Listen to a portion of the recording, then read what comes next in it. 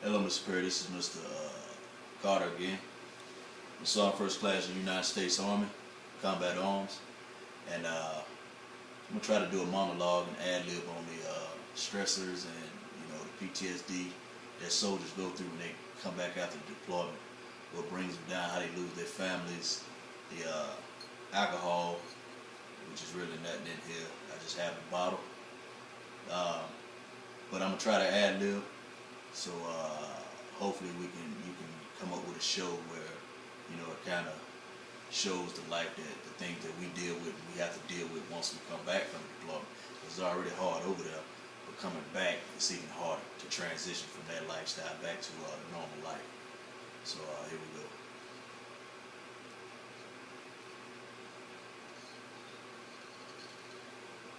I just don't get it. It's like I really don't understand how they don't understand what we go through. You got politics that's making all these laws to try to help us, but they're really not helping us. How are they helping us when they make these crazy laws and then when we come back we get hit with all these high interest rates on houses and cars and things like that? We come back and people talk to us and tell us this and tell us that, but they haven't been in our shoes. So how they gonna tell us how to live our lives after we came through something that bad over there? Man, I sit at home every day and I think with my thoughts, because all I got is myself. I ain't got nobody to talk to. I'm alone. Who can I talk to? Who? These psychiatrists or whatever you want to call them, they can't really tell me how to deal with it because they haven't been in my shoes. Until you walk the day in my shoes, then you could tell me how to deal with what I'm dealing with. But it makes no sense. So I just came to the realization that my best friend is in this bottle. That's the only way I can deal with what I go through. I can't sleep at night. I sit on this couch on a daily basis, staring at the ceiling, looking at the walls. I'm surrounded by four walls. I might as well be in prison. But I know what people are probably saying. Didn't nobody force you to raise your hand. Didn't nobody force you to go over there. You did it. You made that choice. Yeah, I made that choice, and I'm dealing with it. But I made that choice because it was a better life for me and my family. My family. Where are they now? Where is my family? Tell you where my family is. They're without me. Because they can't deal with the mess that I go through. All those sleepless nights, waking up in a cold sweat, screaming, hollering, seeing this, seeing that, seeing what happens. How can you deal with it? I'm a Sergeant First Class in the United States Army. A Sergeant First Class, Combat Arms. I got 30 soldiers underneath me.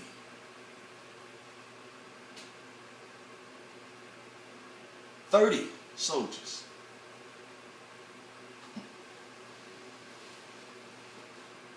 Now picture this. On a daily basis, after being deployed, when you over there in the combat zone, and every day that soldier wakes up in the morning not knowing that this might be the day that he gets killed.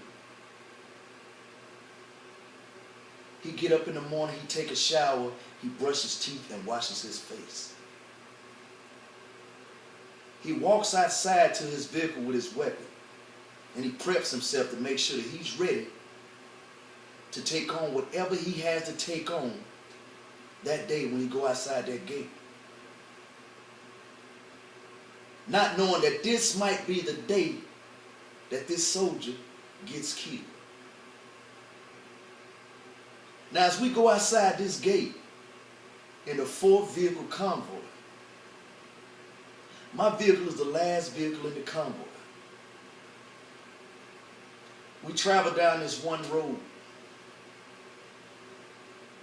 That's one of the known hotspots for improvised explosives devices. The first vehicle is rolling, and it passes the bomb. Nothing happens. The second vehicle rolls, passes the bomb. Nothing happens. The third vehicle goes across. All of a sudden, you hear a loud explosion. You see smoke. You don't know what to do. You don't know how to react. Because this is the day that soldier never thought that anything would happen to him.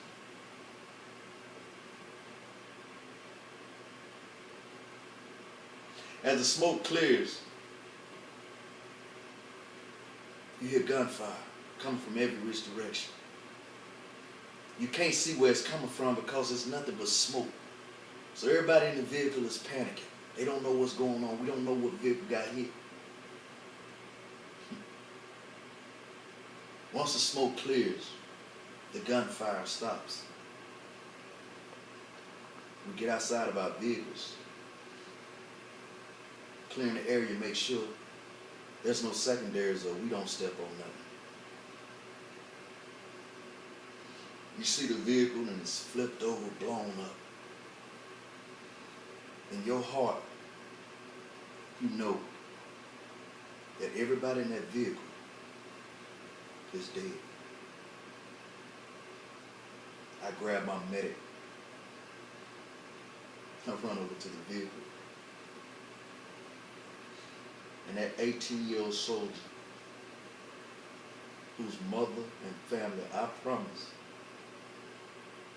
that I was going to take care of and bring back safe is lying on the ground, body blown apart. But he's still alive. And he's looking me in my eyes. And he's trying to say something, blood coming out of his mouth. And I can't get the words, but I can kind of figure what he's saying.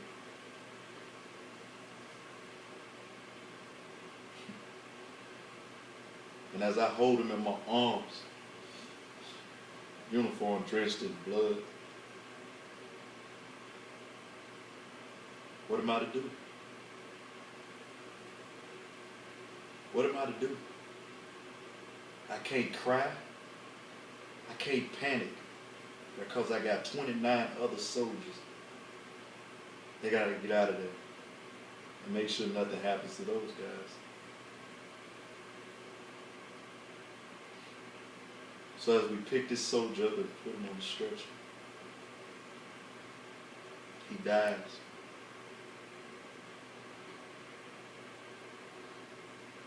He dies.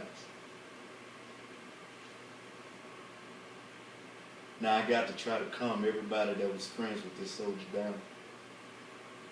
And it's a burden on my heart. I got to tell his parents that I let their only child that only lived 18 years in this world die under my watch. But I can't cry. I can't cry. I go to my room and I grab my Bible and I sit there and I stare.